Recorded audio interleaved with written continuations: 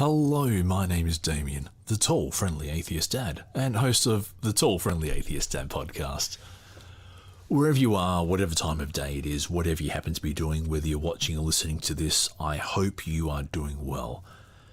And welcome to part 4 of Sermons from My Past, Reasons to Believe, Paradigm Shifts of the 20th Century, part 1. Hit the music. So far from lies and hypocrisy, returns to energy, and silence becomes breathe. Don't ask me the reason why. Just say I only dream in black and white.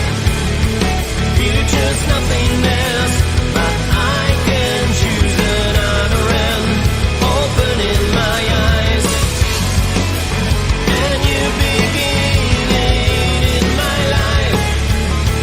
Without emptiness to feel, I am sure of myself. No mercy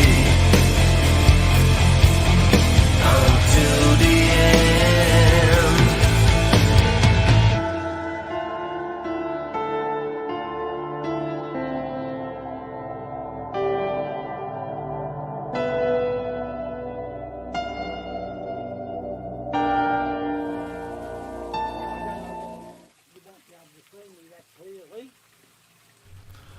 So, good afternoon. Well, afternoon as I'm recording this. My name is Damien, the Tall, Friendly Atheist Dad. That is official as well. Multiple people call me the Tall, Friendly Atheist Dad, for better or worse. So anyway, this is a new series yet, also an old series.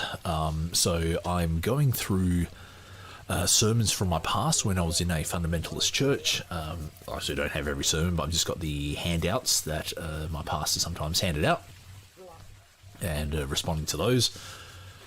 So this is part 4 of sermons from my past. There are three more that I've done, but this is part 1 of Reasons to Believe, Paradigm Shifts of the 20th Century. My pastor, well, my particular church, in particular, my pastor was very much into the reasons to believe stuff. And so Hugh Ross, a lot of material from Dr. Hugh Ross, who I actually have some time for. He is, despite him, pardon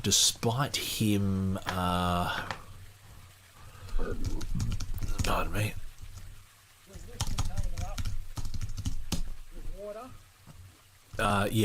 Despite Hugh Ross being I suppose a Christian, he is, like, how can I say? I wouldn't say fell in love with Hugh Ross, but I certainly appreciated Hugh Ross when he did a debate with Kent Hovind. If you look up Hugh Ross versus Kent Hovind, there's like a 1980s video. It's like, really, really grainy, but sorry, my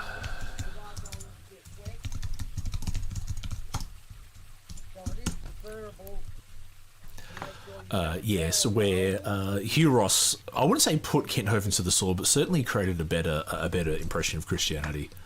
And yeah, so anyway, in the if you're watching this, you can see in the background there's a video from a guy called Brian, or a channel called Brian's Nation, where he records his Mount Wellington trip to Hobart.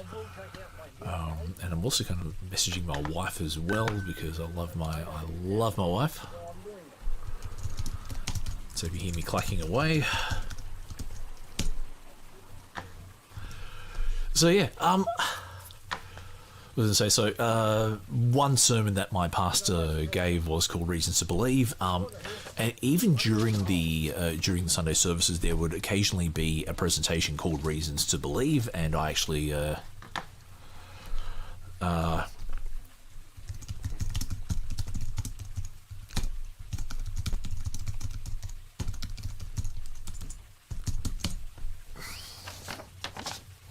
so yeah, Yes, I sometimes did the reasons to believe. So I'm literally also messaging my wife as I'm saying this, as I'm preparing. I love my wife, so honey, mwah, love you. Yeah, and I also have to blame blame my best friend Stacey for choosing this topic. There were two topics I could have gone down, and I gave her the random choice, one or two, and she chose one, and this is what I'm.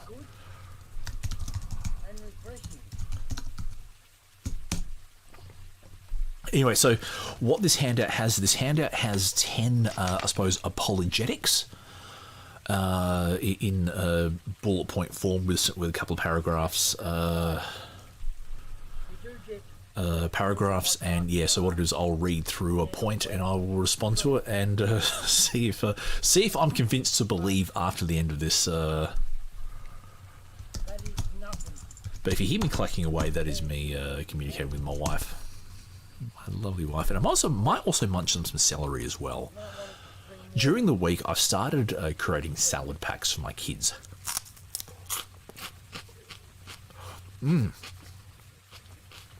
Celery ASMR. That should be a thing. Because I realised that me and my kids' diet isn't exactly healthy, and having a bit of salad, so I've got some systemic containers, like the small, tiny systemic containers. I buy some carrots and some celery, and every day I chop it up and like pack it in there, put it in the fridge. When the kids go to school, they can take one and have like as a healthy snack. And yeah.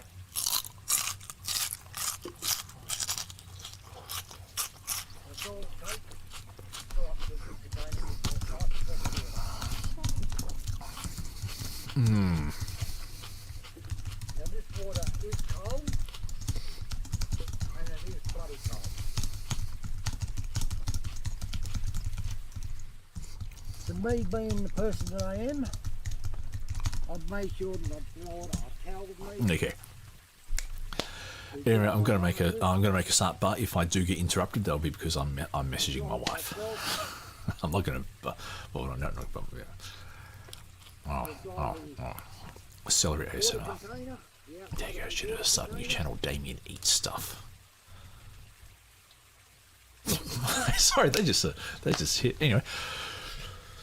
Okay, so 3, 2, 1. Point 1. Modern science used to claim that the universe is infinite and eternal. Will come. Many theorists thought is contained the right mass and energy to self-regenerate in a perpetual cycle of expansion, collapse, and rebound. But now, most, and that's all in capital letters, most scientists believe that Bring water. the entire universe burst into existence a finite time ago, brought forth by a causative agent, and those are capitalized, causative agent, operating outside the boundaries of time, space, matter, and energy. 10 dimensions, not just the 4 we experience, comprise the cosmos, and time as we know it began when the cosmos began. Alright, so that's You can just leave it down. Will it sit there? There you go. So you don't keep on getting wet. Oh, look at you. This is going to fill up 30 litres of pure spring water. So my friend can make his own brew. Not really home brewed. okay. So let me try balance everything I do together in one time. Okay, here we go. That's that there.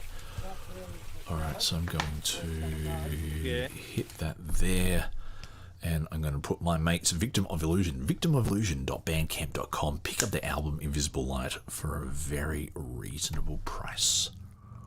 And there we go, there's that music there.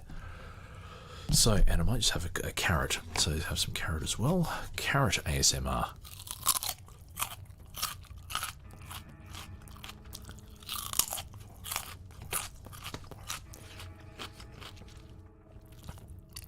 If you're a first-time listener to this channel, I'm sorry. If you're not, I'm still sorry. Oh, it's funny. Anyway. All right. So modern scientists claim the universe is. Yeah, I would actually agree with that point.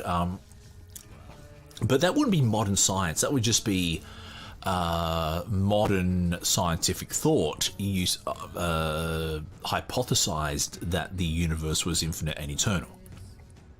And I think there would still be some people who would agree to that.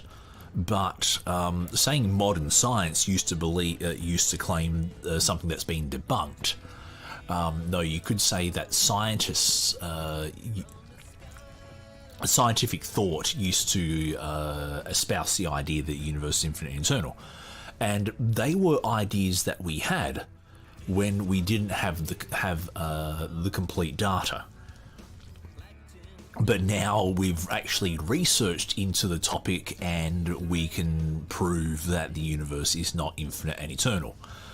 I would say effectively infinite and effectively eternal because, hey, the universe is bloody large.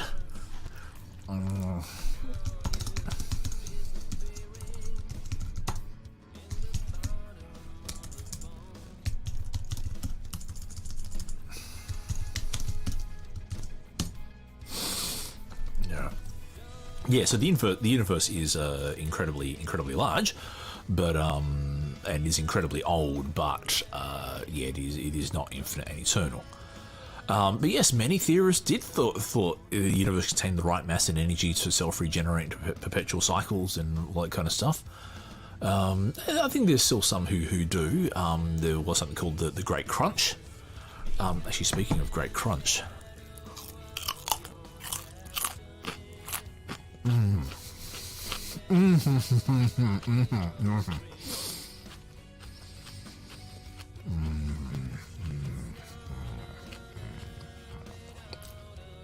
Sorry, that's I hope you're enjoying that. Yeah, and now he's right. Now most scientists believe that the universe burst into existence a finite time ago. That's not quite correct. What we tend to think happened is that the universe went from a hot, dense, tiny state into a large, sparse, cool state. In other words, the universe expanded from effectively a single point. And then it's been expanding ever since. Now, how the universe came into being is a...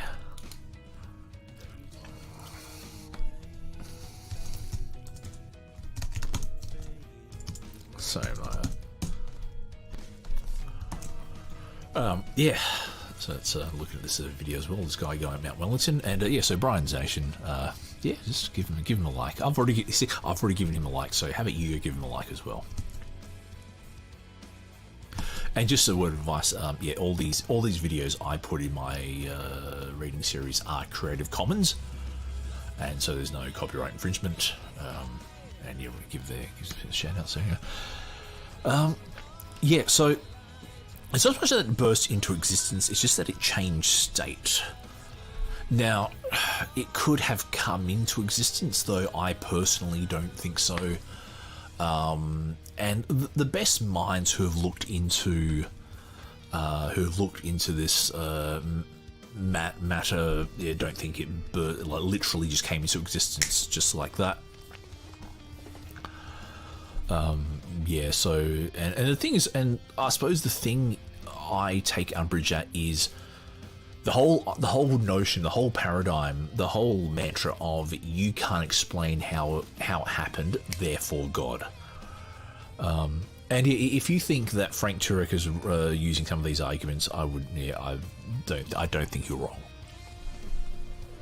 So hold on, let me just sort of.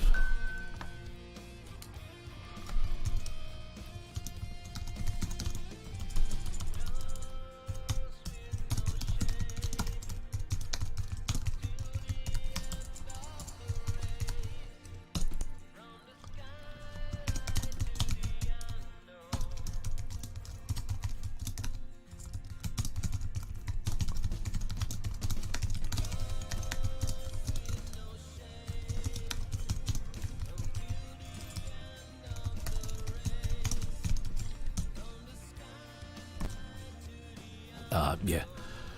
Where was I? Yeah, so there's very Frank Turek-y kind of argumentation that we've all come to know and hate. Celery. A finite time ago, yeah, I would actually. Well, it's a bit of a tricky one because time started at the origin point of the Big Bang, but that's not to say that the universe. It gets really tricky, and I just read a recording reading Ray Comfort's "You Can Lead an Atheist to Evidence," and his whole thing is about common sense. You should use common sense to find God. And things that common sense is not so common, and like when it gets to quantum physics, common sense is probably the worst thing you can use to make a case. So, is brought forth by a causative agent operating outside the boundaries of time, space, matter, and energy. No, the only people who believe it was a causative agent. Now, just bear in mind here that the words causative agent are capitalized so that they're proper nouns. Because you know where this is heading. The thing is that most scientists don't believe that it was brought forth by a causative agent. All they believe was that it happened because of processes that we don't understand. So you've just got to be aware of that you can't go, we don't know how it happened, therefore God. So and then that leads to the next problem, where if this universe was brought by a causative agent outside the boundaries of time, space, matter, and energy, then how was that causative agent created?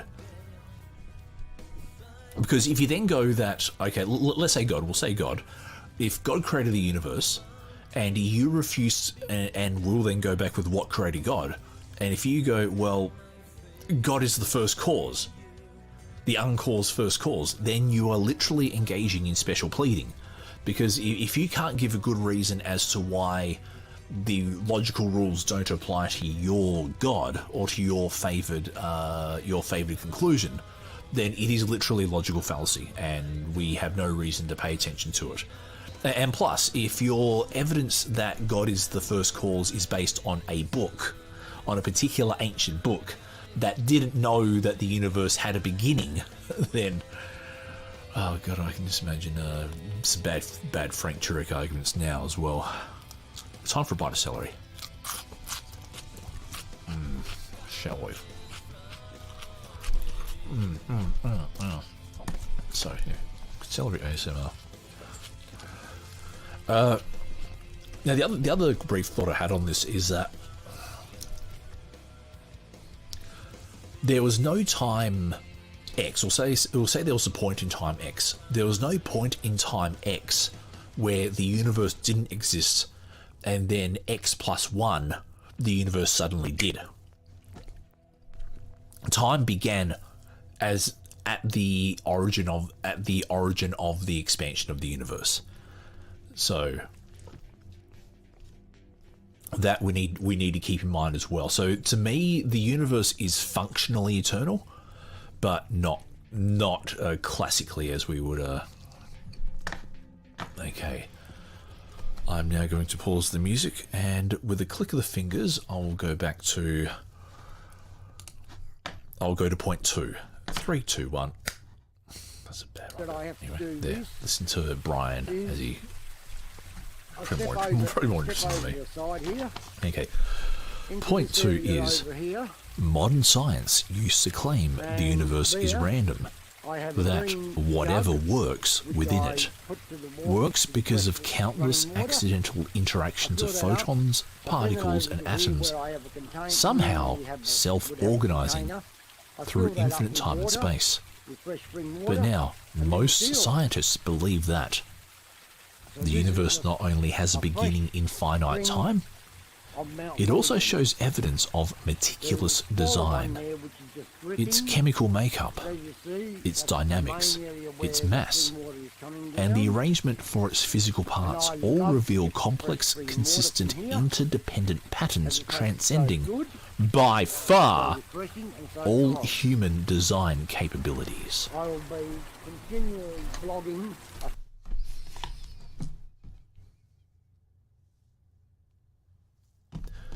Did you know that it transcends by far all human design capabilities? Well, yes, duh, because no one is suggesting that humans design the universe. I'm so angry. I'm angrily biting my carrot. I can't wait to hear this back when I finally release the video. This is. I'm not a complete idiot. There are some bits missing. But angry right.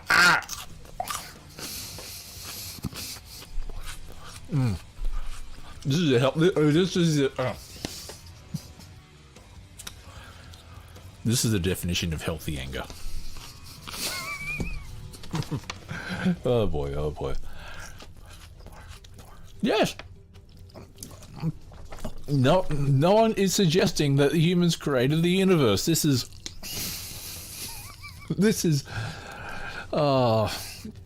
Pastor Brendan Kirby. I'm not gonna say he's stupid. I just say you are there.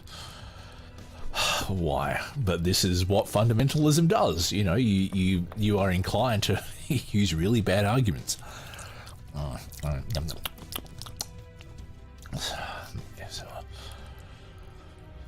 But yes, design. Now, the first problem with the design hypothesis is, how do you determine design?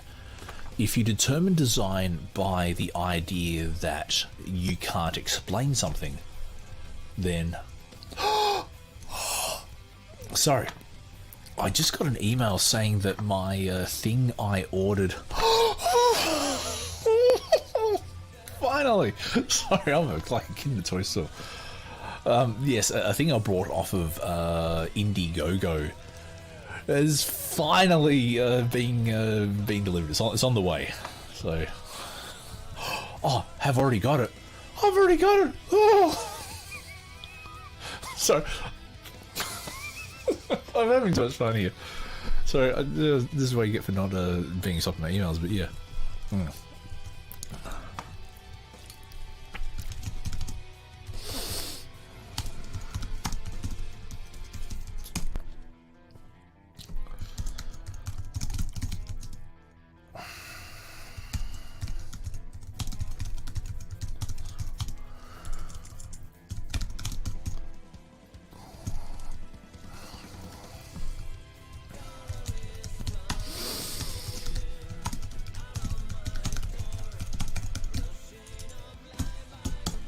Okay.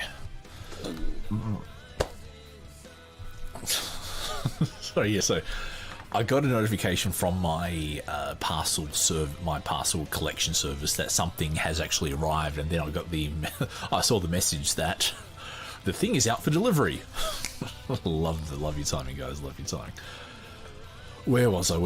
Okay, so if your hypothesis for design is that you can't explain it, or that it's impossible for nature to or that you believe it's impossible for nature to create it, then you kind of do jump into some logical fallacies.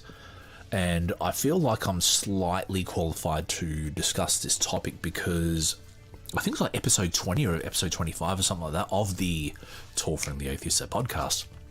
I interviewed Glenn Brandt from the National Centre for Science Education, where we discussed the Kitzmiller versus Dover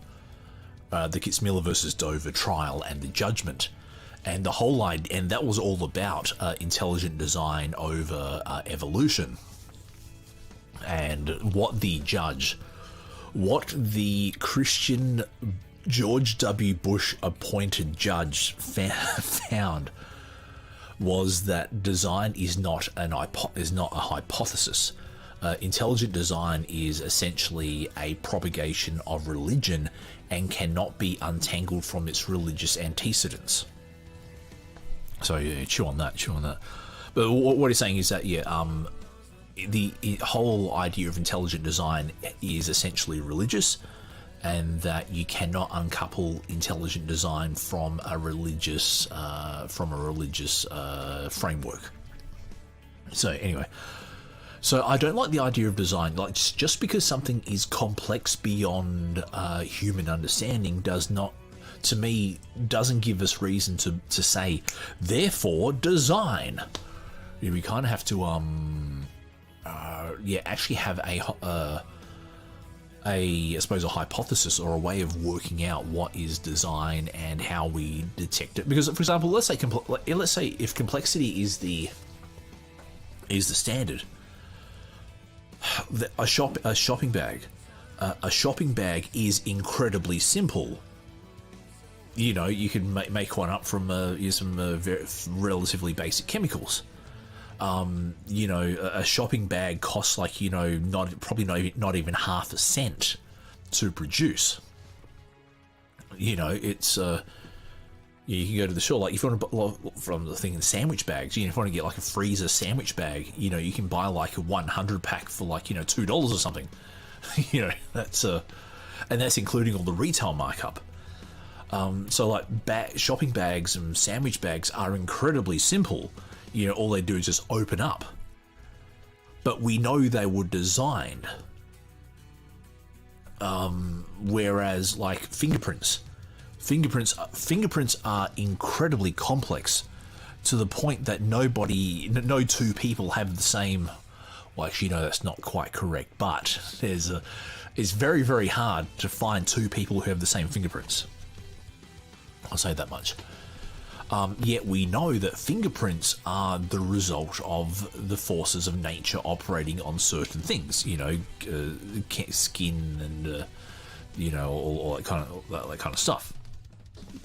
So, and design, like how again, just the whole thing. How would you determine? So he's got here its chemical makeup, its dynamics, its mass, and the arrangement of its physical parts all reveal complex, consistent, interdependent patterns transcending. Now, I'll agree, consistent and interdependent, but to me, that is a result of the inherent physical properties of mass.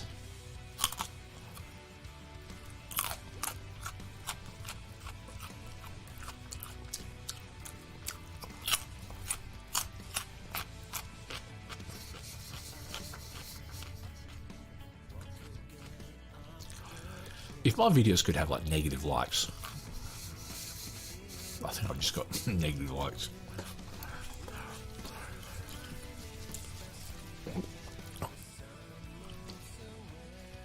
So yeah, so for example, just trying to think, everything we see is the result of mass, the four physical forces of nature, you know, the weak nuclear force, the strong nuclear force, electricity and gravity. Actually, let me just quickly check that up because you can't even type a. Four fundamental forces, and they were.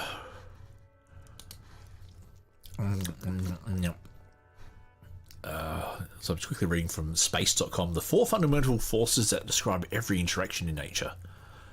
Gravity, yep.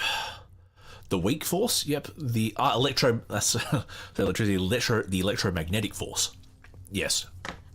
So, so the reality is. Oh, did that video finish already? Oh gosh, I've been talking for a while. All right, let's. I'm gonna play this one. None of the above. There you go. Where was I? Keep getting sidetracked by celery and he's got a nice tattoo on his arm. That should show mine at some stage. But yes, so the fact that everything we see in nature is the result of inherent properties of the forces of nature.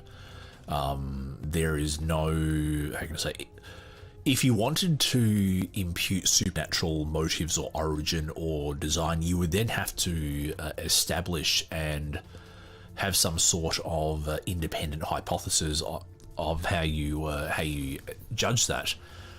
And the problem is that every design hypothesis relies on it's complex beyond human understanding, therefore God. And so that's like the worst way to, that's the worst way to get to God, is go, I don't understand, therefore God.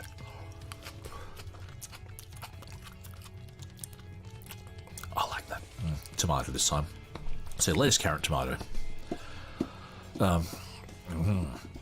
So yeah, so we just have to, yeah, it's, I think I'm gonna get canned for,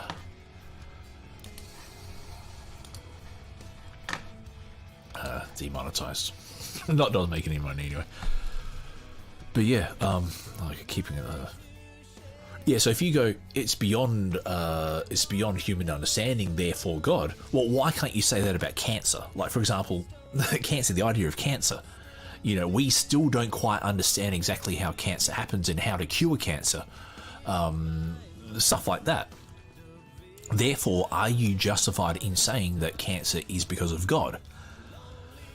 And, you know, if we go to the Ray Comfort argument of every building needs a builder and every painting needs a painter, why can't every cancer have a cancer and every munch have a muncher? You know, it's but this is the thing, fundamentalism leads you to some very bad arguments. Anyway, speaking of very bad arguments, that has been the first 2 of 10 points of reasons to believe paradigm shifts of the 20th century. And I forgot to mention that there's a little footnote here taken from Facts for Faith, Quarter 1 and Quarter 2 to the year 2000, published by RTB Publishing, a division of Reasons to Believe. So I was right, it was a very Hugh Ross thing. But anyway, until next time, look after yourselves, stay safe, stay rational, just be kind, you know, just be kind. Anyway, see yous. Actually, before I say see yous, don't forget to check out the podcast, check out the website, check out the my Twitter, check out my Facebook, social media, stuff. Yeah, bye. I am sure of